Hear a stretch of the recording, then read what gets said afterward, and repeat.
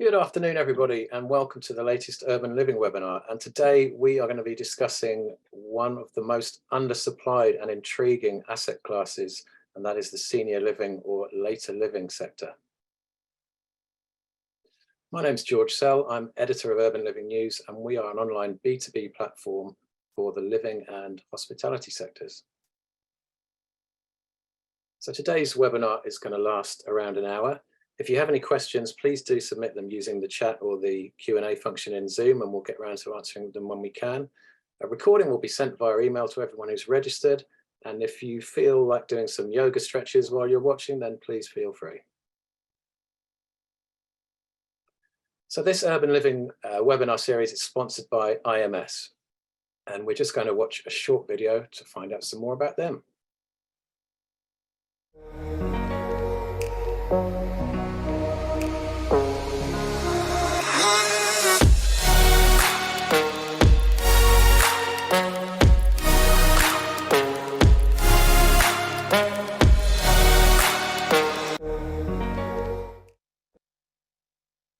So thanks very much to IMS. If you'd like to get in touch with our sponsor, you can see their contact details in the chat.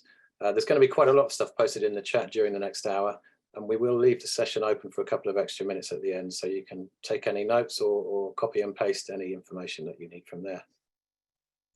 So to give our conversation a bit of context, I just wanted to show some screen grabs from a few stories that we've run on Urban Living News over the last year or so, just to give you a flavour of some of the topics that we're going to be picking up on during the session. So as you can see, there's a fair bit of investment into the sector in the UK in particular. 2022 looked like it was going to see investment volumes of around 3 billion. Some big deals amongst that. So the one on the left, a 400 million single deal. Sustainability is becoming a more important point. So you're seeing the likes of McCarthy and Stone partnering with PodPoint, which is an EV charging company.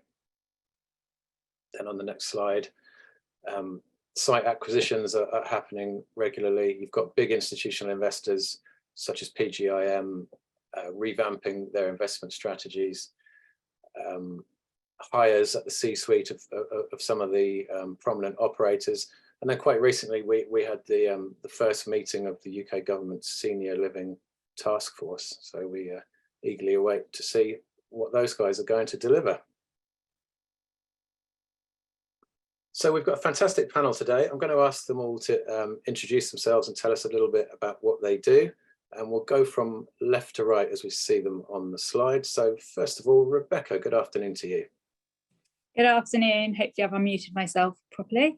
Yeah, Great. I'm Rebecca Shafran. I am the research lead at BNP Paribas Real Estate for all the living sectors, including this sector, but also covering build to rent and student housing. I'm supporting the market teams here with research and insights and supporting clients as and when too. So pleasure to be here. Thanks, Rebecca.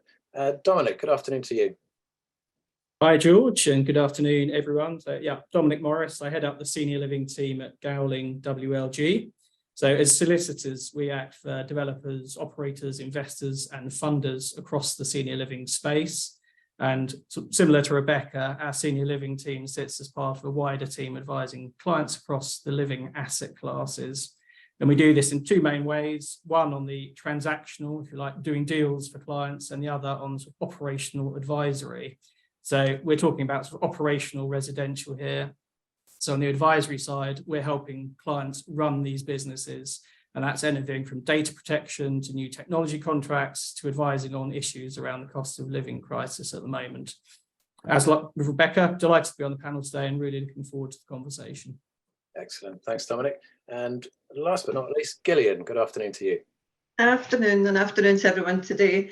It's lovely to be invited, so thank you very much, George. Anything later living we love to chat about, which is great, and a lovely panel today as well. So we are Loopliv, so myself and Christine Young, we are the founders and directors of Loopliv Group. We are designing, developing a portfolio of properties within the later living sector. We will also be operating those properties as well, so PropCo and OpCo, And we have been heavily involved in investment discussions in the last 6 to 9 months. And this topic today is right up our street. So I'm looking forward to getting stuck in. So thank you very much. Great stuff. Thanks, everybody. You can see the links to the LinkedIn profiles of all of our speakers in the chat. So if you want to contact them and keep the conversation going after the session, then please do so. So before we get onto our agenda today, Dominic, you are just going to outline for us a little bit about what we are talking about, because there's quite a lot of different types of product on the market, and it can vary according to the age of the end user it's targeted at, the level of care they need, and so on. So can you just actually define the various strands of what we're talking about today for us? I'll have a go. Define is probably taking it too far. I'll try to characterize it. There is, I think, a dizzying array of terminology used to describe the variety of products that have emerged in this market probably over about 40 years. But broadly, there's, I guess, a range of specialist housing options for older people. On one side, we have what we describe as retirement housing. So that's sort of age-restricted specialist housing, typically downsizer housing schemes, smaller schemes up to about 60 units, tend to be quite light in terms of on-site care and amenity provision, thinking for traditional McCarthy Stone type product. We then have bigger schemes, which we're taking to call integrated retirement communities at the moment, so IRCs. These tend to be, say, 60 to 250 units, tend to have 24-hour on-site support for the residents and offer a range of amenities on site, anything from swimming pools, restaurants, wellness facilities, and the like. So it's a much more of a sort of hospitality type and care-led experience. And then at the far end of the spectrum, we have care and nursing homes. So they're vitally important, and they're a needs-based solution, really. You move into a care home or a nursing home because you're unable to support your own needs. So that's not really the focus of the conversation today. Today, we're looking more at the IRCs and retirement housing. So these are what we describe as independent living. So you're living in your own apartment or bungalow, or assisted living, where you've got a sort of safety net of care and support around you, but you are able to live with a good degree of independence. How does that do, George? Does that... Very good. Yeah, excellent. Thank you, Dominic. That's spot on. One thing I think that characterises the market here is how undersupplied it is and how immature it is actually compared with other countries. Rebecca, could you have a stab at kind of talking about where we're at in terms of number of units delivered and where we sit in terms of maturity of the market compared with some other countries? I know, particularly in the US and Australia, they're a long way ahead of us in terms of provision. Yeah, absolutely. So thinking about across the spectrum of all those senior living units, the EAC, the Elderly Accommodation Council, the data set suggests that about 7,000 units have been built per year over the last decade.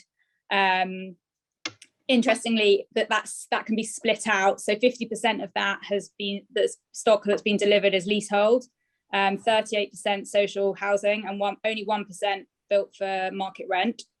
Then if we look at the same last 10 years, and the number of people aged 75 plus has increased by 737,000 in the UK, roughly. And looking ahead, we're projecting 1.3 million extra over 75s in the UK. So taking that number to about 7.6 million over 75s by 2033. Then thinking specifically about the IRC sector, which Dominic mentioned. So ARCO estimate that we've seen about 70,000 units be delivered in the UK, housing about 90,000 people. And we've actually done some analysis ourselves that suggests there's a shortfall of about 487,000 housing integrated retirement community units. And that's just to bring the UK in line with some of those mature markets that you spoke about. So the US, Australia, and New Zealand as well is a much more mature market. And in those markets, about 5% of the over 75 population have access to this type of housing. So that 487,000 that we've estimated is just to bring the UK up to that 5% threshold.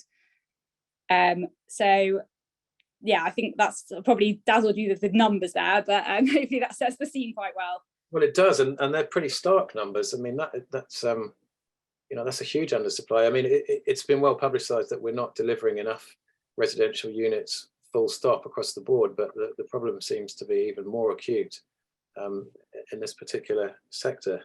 Dominic, is it getting better? What's the pipeline looking like? I mean, we're seeing a lot of challenges in developing new assets, which we'll talk about in more detail later, but what's the future pipeline looking like?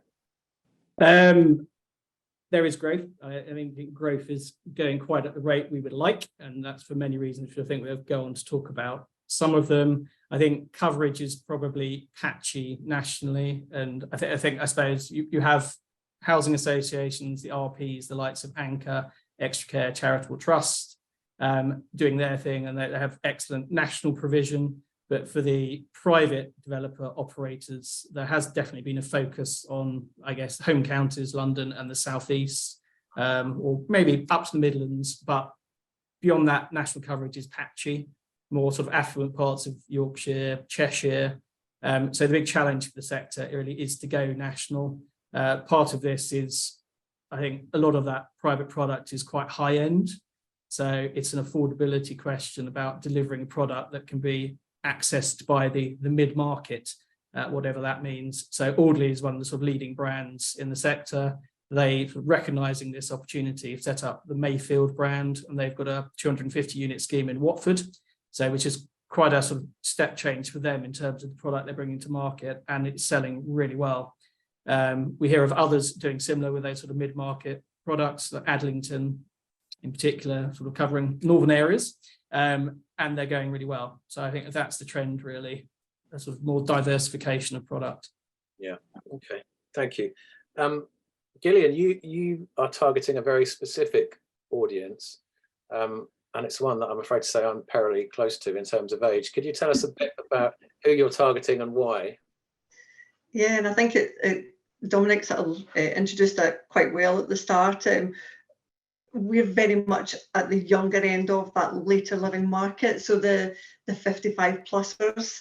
So it's not the 75 age group or average age group, it's much closer to that 55, the pre and active retirees. And it's that hybrid of retirement community and IRC that we're looking to introduce, and it's a rental product. It is still on the sort of mid to higher end in terms of the rental costs.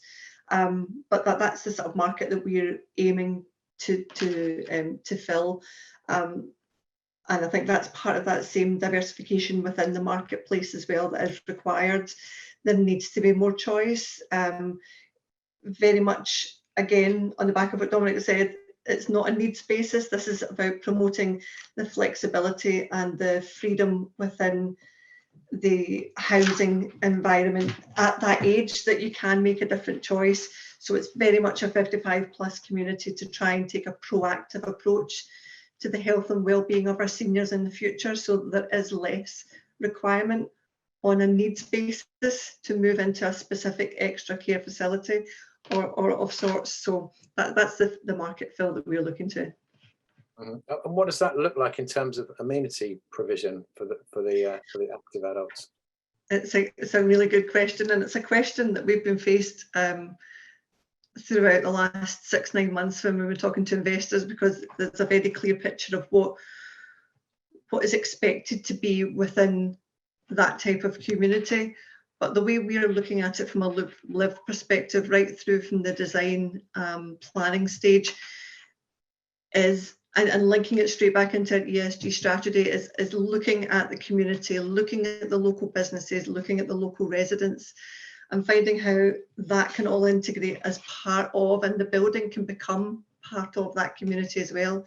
It's massively important that it's a two-way street, and that really helps to then determine what goes in the building, you know, what is required. There's no point in putting a coffee shop in if there's a beautiful local high street coffee shop next door. So it's really understanding the community itself. So yes, it's great to have these spaces available within the building.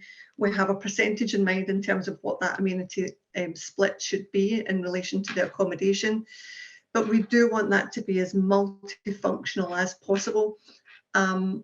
So to say that it will have X, Y, and Z in every building is probably not true, apart from the dog wash, because we want a dog wash area, because my dog's got to come everywhere with me. So that's part and parcel of the conditions.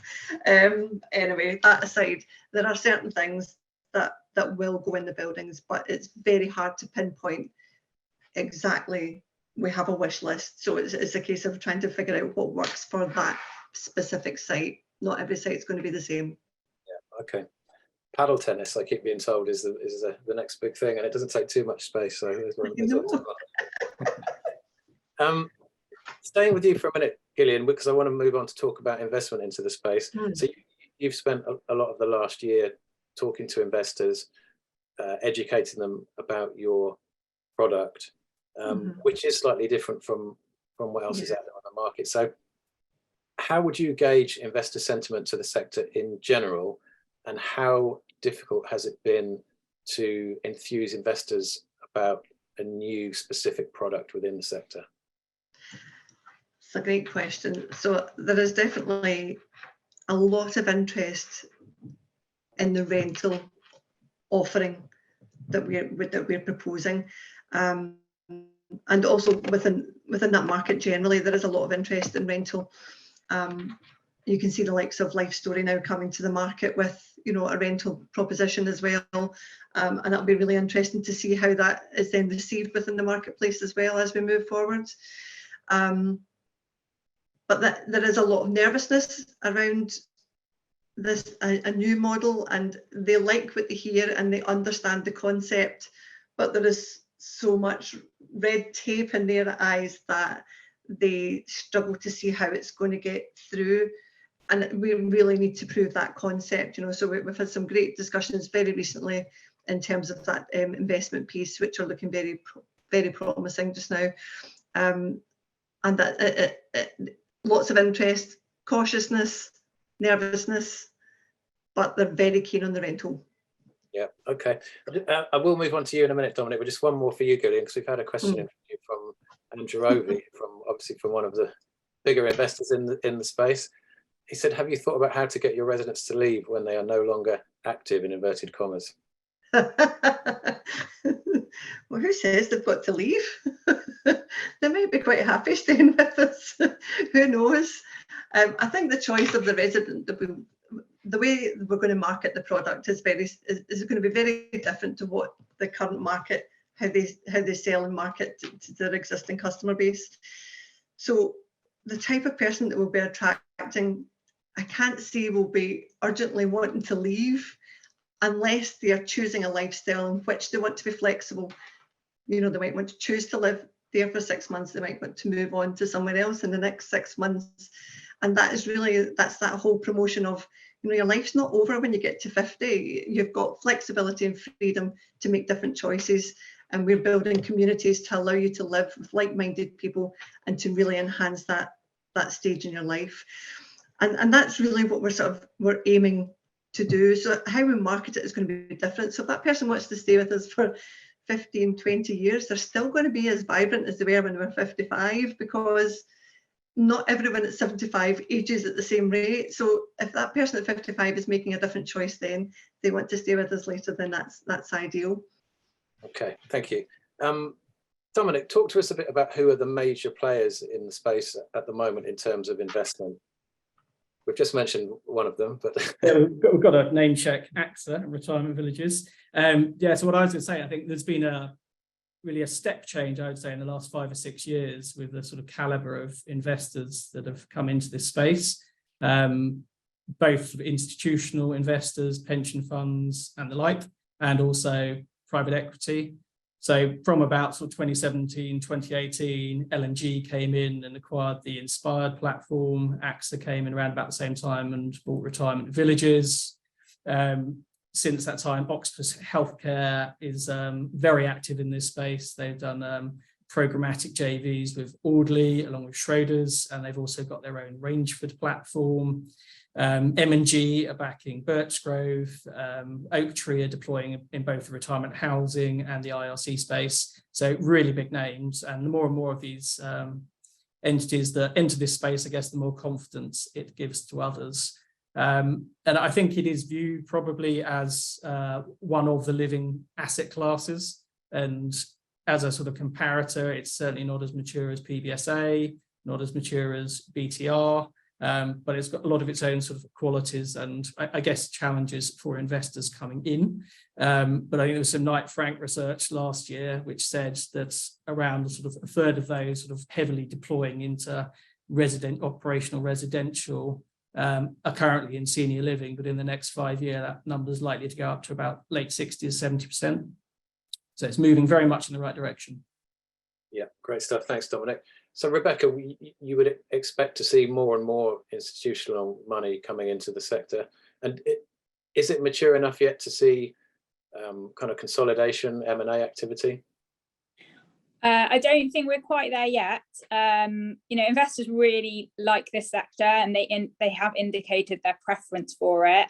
And although, Dominic just highlighted some of the players that are in the sector, I think we may have expected to see some more by now. And specifically some of the other investors that are heavily invested into the build to rent sector, I would imagine are looking at this sector and how they can access it, how they can translate their expertise from build to rent into build to rent for older people, which is essentially what the opportunity is in this space, I think, because we've not seen enough rental product really come through in the mid-market to date. So, but we know investors like this sector, they understand it, they understand the supply and demand fundamentals, they understand its diversification benefits and how it's not less correlated with traditional asset classes, so it's less impacted perhaps by some of the things going on in the wider economy.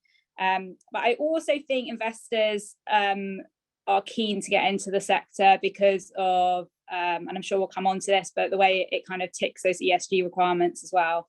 So I think that the M&A activity will come, but there are definitely challenges and hurdles still in the sector, and that's kind of holding back, I think, some new entrants at the moment. Let's stick with you for a minute, Rebecca, and talk about one challenge the sector is facing in common with all the other elements of living, and that's the cost of delivering new assets, the cost of development finance, cost of materials, the cost of labour, and so on. So is that something that this sector is feeling particularly acutely, or is it just on a par with other sectors, and how is that affecting delivery at the moment and future pipelines? Yeah, I mean, again, like you just said, this isn't unique to this sector. Issues on construction affecting all real estate sectors at the moment. There have been increased costs in materials, labour. There's also issues with labour supply still that hasn't actually gone away. I think the ONS reported 40,000 job vacancies in the construction sector. We are beginning to see some signs of improvement in that space in terms of new starts in the residential sector and new planning approvals. I'm sure Gillian can talk about this a little bit as well. But there, the cost of borrowing is impacting on viability. And that's adding to a sector that was already strained because of the cost of materials and labour costs. It's definitely, I suppose the other thing is that this sector is also competing against other sectors like the build to rent sector or the residential market. So when investors are looking at sites, you're competing against the house builders and other investors for those sites. Yeah. Thanks, Rebecca. Well, let's come to you then, Gillian, and maybe you can share a bit of your experience on how some of the sites that you're looking at are having to evolve as the economic picture is changing. Absolutely, and it's very much what Rebecca said. It's not just affecting senior living, it is affecting the other sectors as well. And also, when you're looking at the viability aspect of the development and construction piece, given the number, I think what makes it more impactful within the senior is that the sites are smaller, so you don't have the mass of BTR to maybe offset some of the costs to the end user. So that swings things a little bit, you know, so you have to be very careful about the sites that you go for, and what those costs might be in terms of the operational piece, and then passing that on to the resident as well. So it's you have to be, it's a very fine line, and I think that's what makes it difficult, because these sites are smaller than your standard BTR schemes. So that definitely puts a pressure on the sort of senior aspect.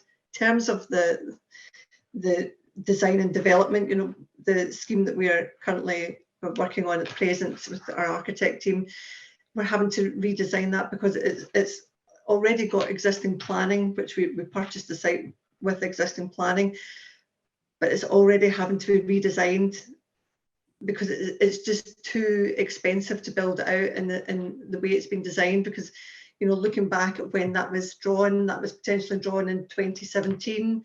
That was quite a number of years ago when things were very, very different. And I think we had a discussion earlier there, George, that, you know, even within a period of 24, 26 months, you have to be very careful about how a site's designed to make sure that it's cost effective to be able to build. And without a cost effective build, you have no development, no reasonable viability on it. Yeah, so it is feasible that the viability of the scheme, which looked pretty good when you applied for planning, by the time you get planning consent, yeah, situation has changed so much that you have to go back to the drawing board.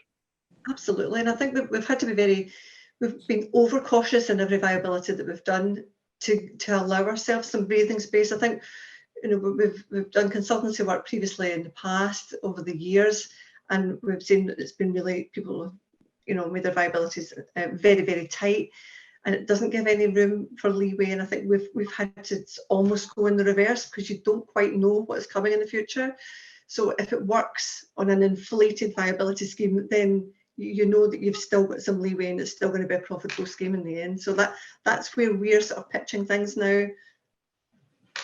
Dominic, can you give us any glimmers of light on the horizon for the kind of development sector in general? Do you think the cost of development finance has peaked or plateaued, or do you think we're looking at more increases to come?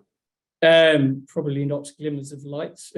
I think there's more to come. I'm not sure which way it's going. I think in the construction industry, a lot of contractors are really feeling the pinch. And if contractors are feeling the pinch, their subcontractors are feeling the pinch. And with that, you know, you have contractors potentially becoming insolvent. You have delivery just slowing down across the piece. And that's not a comment on senior living. That's just more of a general housing, I guess, development observation. It is sort of horses for courses, and there are those developers who were able to fund off balance sheets, or those that were lucky enough to get big facilities in place before the current economic conditions took hold. So they're in quite a good place relatively now, but that things like sort of increased cost of materials, that's the new normal. You know, those costs are not going down, so we've got to learn to live with them. I think the other sort of interesting thing, if we talk about delivery, is actually the operational piece.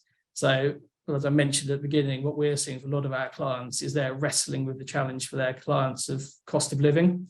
And last year, that was particularly around the price of energy and ways to mitigate that. So these are sort of operational schemes. There's big communal areas quite often, which there's shared costs there, but also the cost for the residents who are in their own homes. So all of these are things that we're wrestling with, but I don't think the senior living sector is any way particularly different to other living assets, certainly. No. Let's stay with you, Dominic, and move on to talk about planning for a bit. You know, the planners are under-resourced, as we know, and you know the problems they're facing, again, are not unique to senior living. They're across the whole living piece.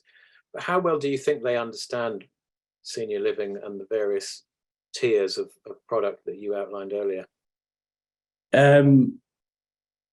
Again, trying to be positive and upbeat about the sector. I think fantastic opportunity, but planning is another, probably the trickiest area, I think, for this sector, and again for wider housing delivery. I think there is a lack of knowledge among planners at a local level. About a third of local authorities don't have any clear policies around how they're supporting the housing needs of older people, as an example. I think some of the problem is around the sector's articulation of what these products are. And because there aren't actually that many assets out there, it's quite difficult for planners to get sort of a feel for what these are actually offering and providing. So, and with that, I think planning law is pretty outdated, outmoded. It doesn't reflect these modern products. One of the things the sector is pushing for is a sui generis use class, which can hopefully give that articulation. And it all fundamentally goes down to deliverability. It goes to viability. There are a lot of increased costs compared with general needs housing when you're building these schemes. And if planners don't recognise that and recognise the advantages of bringing forward these schemes for the public purse, both in terms of freeing up general housing stock for families, so that downsizer question, and also the considerable growing body of evidence around the health and wellbeing benefits from people moving into these schemes where their needs are being looked after. So I think it's hard yards. I think we are moving forward, but I think government, both central and local, could do a lot to help us on this. And perhaps the Housing for Older People Task Force can have that as one of their agenda items this year. Yeah, I mean, it would seem to make sense to me that in local housing plans and housing targets, which again is a contentious subject at the moment because there's a lot of rowing going on about that. But to include a percentage of age-specific housing in those local targets would seem to make sense. Is that happening anywhere, or is that a pipe dream at the moment? I'm not a planner, not aware of that happening. Certainly think it should. There's been various reports saying we need sort of 30, large percentages, let's just say that, dedicated to this particular use, as you get with affordable housing. And obviously there is some overlap there, but that would be helpful. It isn't a political imperative. The imperative is to deliver housing, and behind that, the imperative is to deliver affordable housing. And this is probably a step too far, and it's not on the sort of top of the political list for the planners. Gillian, when you've been looking at various sites and projects across the country, are you seeing consistency with planning policies and attitudes, or does it vary a lot from one region to the next? I think that's very varied, and very much echoing what Dominic has said there with regards to that, they're understaffed or not knowledgeable enough. And also it is very much the responsibility of the developers and the people that are bringing the sites forward to make sure that we're not assuming that the planners understand what it is that we are offering. We are not painting a good enough picture, I don't think, in the industry. I think we need to be spelling out exactly what it is from a development point of view, how the scheme is going to integrate into the community, how it's going to be operated, what the benefits of that are, and really paint that picture. We have to spend more money up front to get that story across at the planning stage. And entering the planning process without that intention, I think, is short-sighted, and it's unhelpful to the planning teams as well. Really important that whoever the investment partners are fully understand that money needs to be spent at a different point in time, at that earlier stage. And with strong investment partners, they understand that need and the requirement to spend more at that time, which is then offset obviously on the later part because there's not as much required then. But getting this story right at the start is massively important, and I think that will help at any government, any planning government that you put across. Do you think, in your experience, there's any correlation between areas which have a significantly larger population of 55 plus and 75 plus compared with others? Are the planners there a bit more clued up than in other parts, or is it a kind of universal problem? I don't have enough experience to be able to answer that question. Fair enough. Fair enough. Let's move on to sales and marketing for a bit. Dominic, the sales process, so a market sale process for a senior living property is, I've been told anecdotally, the most protracted of any real estate asset class. The number of conversations, the number of viewings and so on, it takes a long time. So how does this affect sales and marketing strategies, and how does that in turn affect investment strategies? Yeah, I'm not sure of the sort of materiality of it compared with general needs housing.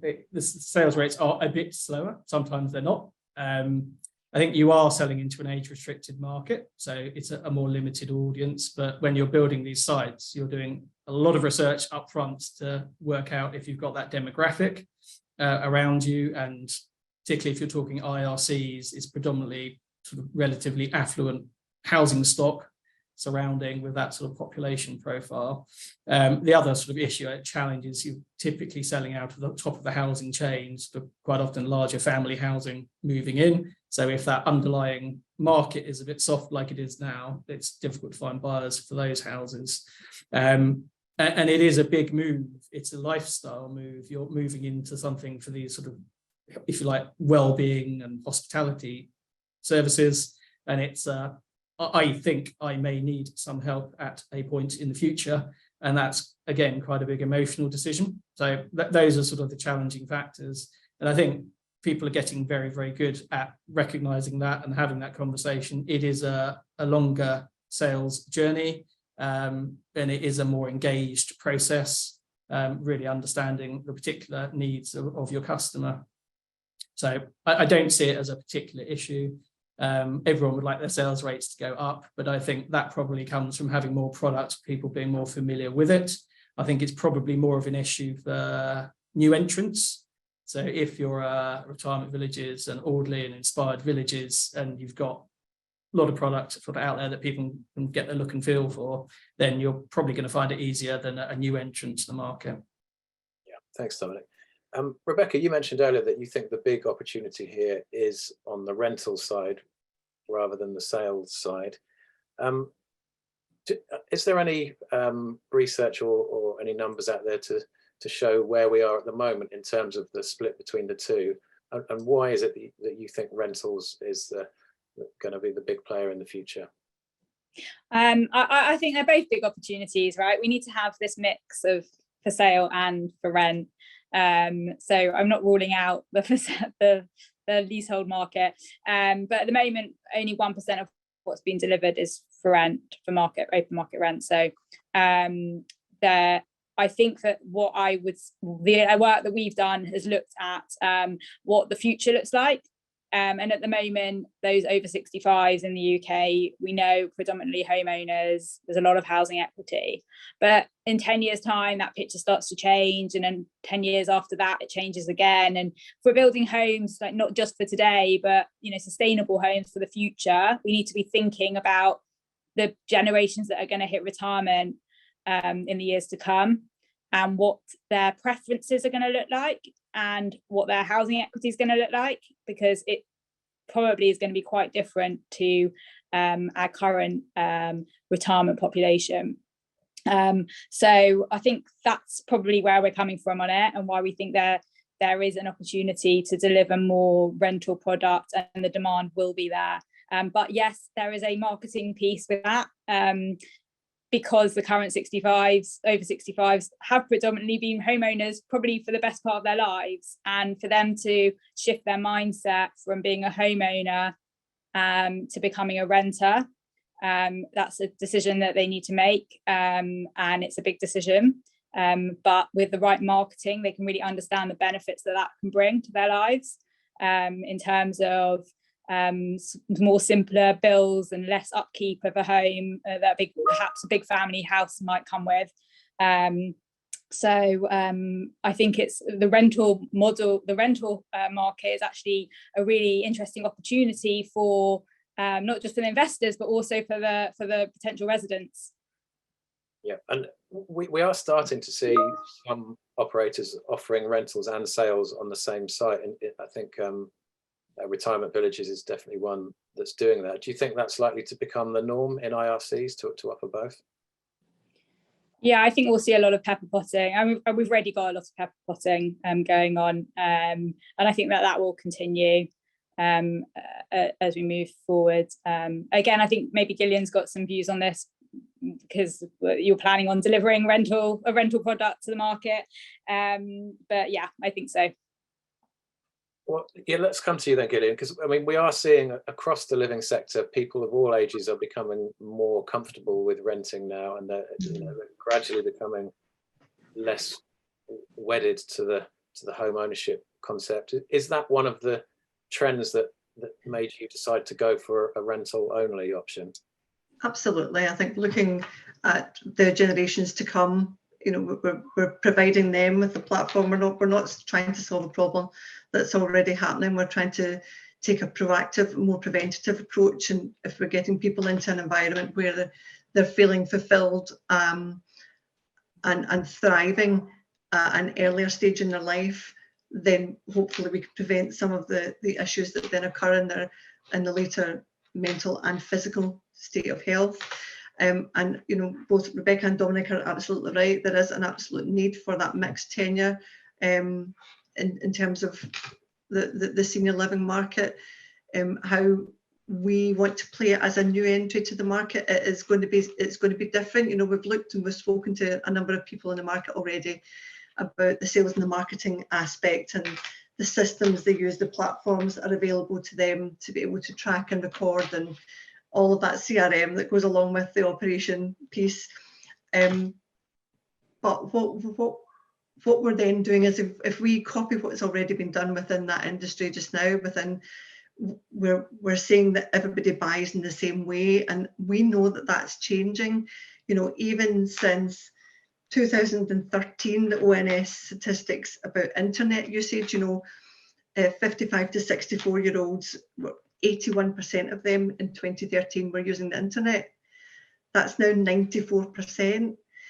And if you look at the age group that's coming up, that's 45 to 54, that's 97%, and it's going to be 99 by the time in a couple of years' time.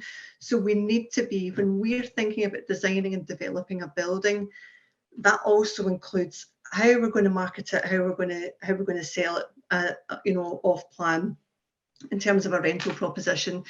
And we need to be moving with the times. We need to be thinking about, even looking at the new iOS 17 VR headset and the visualization and the experience. We're buying with our eyes.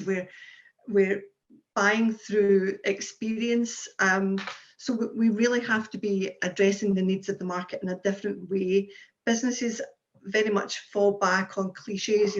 Older people are not a single market. We're not all the same. And as the generations come up towards that, there is even more diversity there that we need to be taking into account when we're thinking about the sales and marketing. So I could talk about this subject all day because I love it. But things are changing and we need to be adapting. And that starts right from the design and the development of the building, right down to the technology that's installed within the building. It's not just about fall. If somebody has a fall, this is more than that. This is about having the markers in place to be able to people count within the building, to understand the movement within the building, to understand how you design the building in a way that you can keep those utilities down and educate the people within the building for them to do their part towards the greater good in the world. So there is lots that can be done with IoT technology within buildings now that is going into BTR buildings, and there's still a lot to learn there.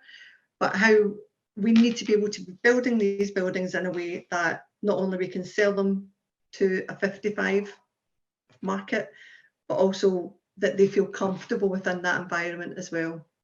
I think when we first met, Gillian, you were talking about an initiative whereby a potential customer of yours didn't have to sell the family home, which is a kind of which is a big emotional leap and a big emotional decision, but you would take care of the rental of that, so they would still own it, and the funds generated from that could go towards staying in a Loopliv development. Yep. And that also actually brings more inventory to the rental housing market, which is every bit as it does. It does very much so. Sales market. So is that something that you can see becoming commonplace across the sector? I think if we can facilitate it in a way which makes it streamlined and simple for them. There are obviously tax implications depending on the individual, which they would have to get professional advice on as to whether that is the best course of action for them. But it does allow them to keep hold of their asset and to feel like they can make a change to their life and experience something new and something different for 6 months, and then go back to where they were, and decide whether a permanent move is what they require, or it just provides a different option. It's something that is being done on a very small scale, even through Airbnb. You start to see that happening. It's almost like a room swap, isn't it, on a grander scale? But definitely I can see that happening more. Yeah, great stuff. Thank you. Dominic, let's talk about the physical product for a bit and how that might be evolving. Let's take an IRC. What do they usually have in terms of amenities, and what do the actual units look like? Are they getting bigger, smaller, open plan? What are the trends? I think Gillian's word choice is the key here. So on tenure, it's choice. You have what we're saying, the for sale model with event fees. You have rental. You also have private shared ownership as another option. It's about opening up opportunities for people to move in. So in terms of the built product, it's about choice. You have, if you like, your classic out of town retirement villages. You have urban single sites schemes, or you have schemes knitting into much bigger regeneration opportunities.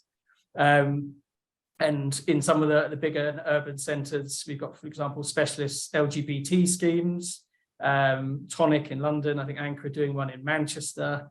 So in a sense, it's the ability to actually hit particular target markets and meet particular needs. So in terms of sort of design, I guess probably not really my focus, but I think products look a bit different depending where they're situated. So the mid-market product maybe has a slightly smaller unit. It'll probably offer similar amenities, but on a slightly sort of different scale. You might be living in a bigger community if it's a mid-market product. So more neighbours, as it were. In terms of those facilities, again, Gillian summed it up really well. It's a question of knitting into your community. It's about don't re-provide something that's done brilliantly next door. But also opening the doors in a safe way into your community to allow that community to engage with and sort of accept your community, as it were. So I don't think there are any hard and fast rules, but it's about choice, it's about variety. And I think another thing, the pandemic completely shone a light, I think, on the benefits of, particularly for me, the IRC sector, where people's sort of loneliness could be tackled in a way that it really wouldn't if you were left home alone, as it were, and healthcare outcomes for residents, because of the support from the amenities they were getting, meant that the, so not wishing to be too grim, but sort of mortality rates in the IRC schemes were just massively below those in the general population for that age cohort. So beyond the sort of bricks and mortar, it's about the hospitality and the care and support, the people. And that's sort of not to be sort of undersold. That's what really drives this. And I think a key component of these schemes being successful is that health and well-being offer. And I think that's probably, it's the part of the S, or a big part of the S of ESG. But I think going forward, that's going to be really, really growingly important. Yeah, thanks. Rebecca, picking up on a couple of those themes of community and loneliness, one of the things I've heard quite often from speaking to co-living operators, and even in some instances from PBSA operators, is that they've got quite a broad age range of clients. You know, it's not unusual to have people who qualify for age-specific housing living in co-living or build to rent. And in one instance in Paris that we saw, 70-year-olds living in a PBSA development because they liked the vitality of it. They liked being around you know, a lively environment with younger people there.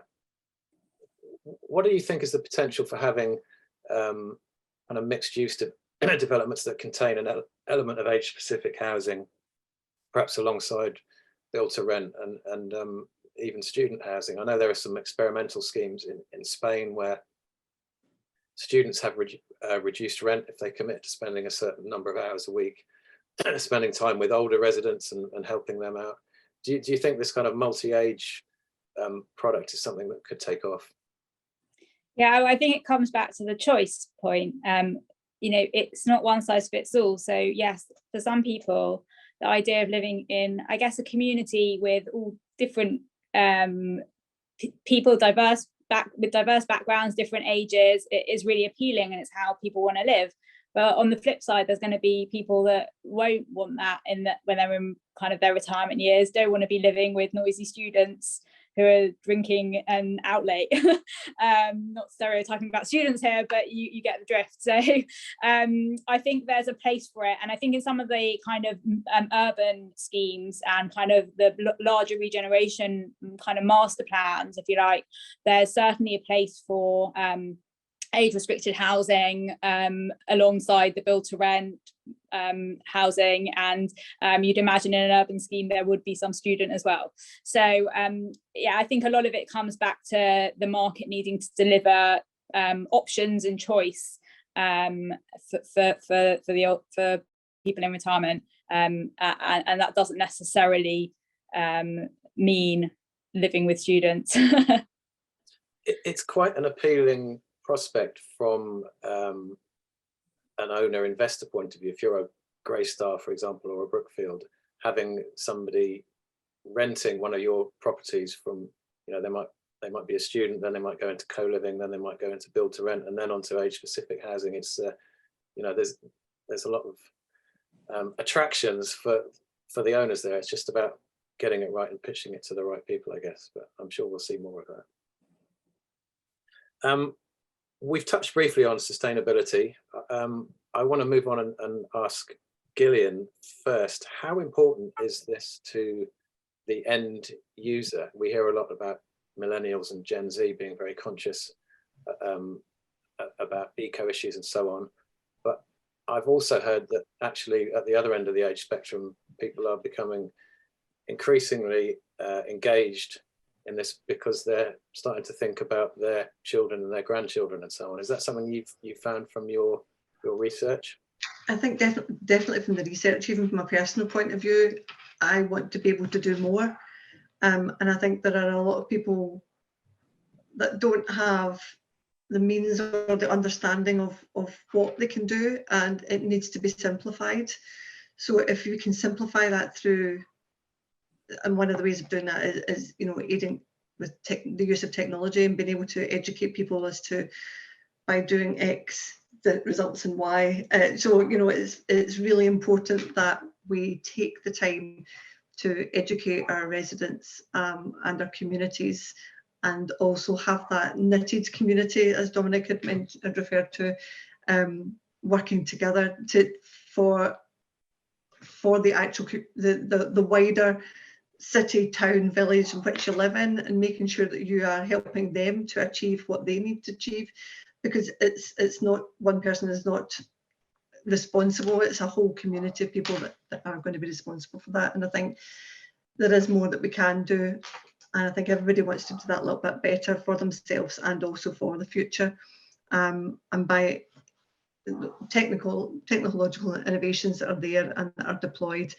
not only help to keep people physically active and living independently, but you know, it can help that whole smart home technology. It can help with the utility costs within the homes, and what we're looking at from that piece is not just what we can do for a greener future. It's about when we're building a product, we need to be able to future-proof that product as well, so that if it was no longer going to be a senior living property, it has to be able to be easily used as another product or sold.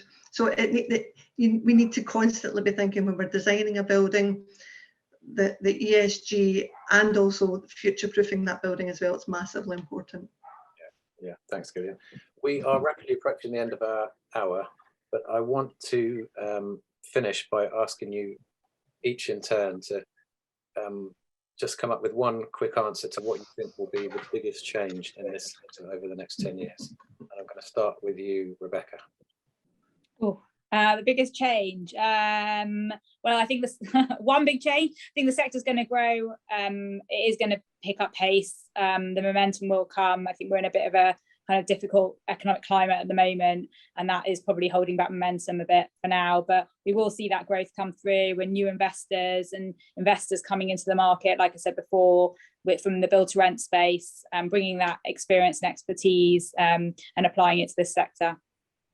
Thank you. Gillian. I'm going to keep with my theme here and say technology. If you want me to say one thing, that's going to be the one thing at the top of my list. Below that, I've got planning reforms, and then after that, I've got choice. And leave one for Dominic. He's got to go next. My prediction is we're going to have some sector-specific legislation, which is going to be a catalyst for growth. Excellent. Great stuff. That was a really interesting discussion. Thank you all. I'm just going to show a few more slides before we finish, just to wrap up. And as I mentioned earlier, we will leave the session open for a couple of minutes at the end, so you can take some notes from the chat. So our next Urban Living webinar is on the 12th of July, and it's about another really interesting segment of the living sector, and that's the single family rentals and suburban build to rent market. And if you'd like to participate in that one, you can see a link to register in the chat. Sticking with the subject of later living, as I mentioned earlier, we're having a half-day networking and educational event this time next week on the 14th of June in the morning, and that's taking place in central London. We've got a great panel of speakers for that one. We've got sessions on planning, actually. We've got one on rental versus open sales, and we've also got a presentation on the state of the market from Knight Frank. If you'd like to come along, you can get a 20% discount on your tickets using the code on the screen there. And you can see the link to register for that in the chat. And finally, a plug for our flagship event, which is taking place on the 5th and 6th of July at Canary Wharf. That's the Urban Living Festival. And that looks at all the living sectors. So we cover co-living, build to rent, student housing, senior living, and more. Again, the link for that is in the chat if you'd like to buy tickets. If you'd like to work with us here at IHM, then please get in contact with one of my colleagues, Katie or Stephanie. You can see their details on the screen and also in the chat. Thanks very much to everybody who's joined us for watching today. Thanks to IMS for sponsoring. Thanks to Rebecca, to Gillian, and to Dominic for their inputs. And I'll see you on the next one. Have a good day, everybody. Thanks very much.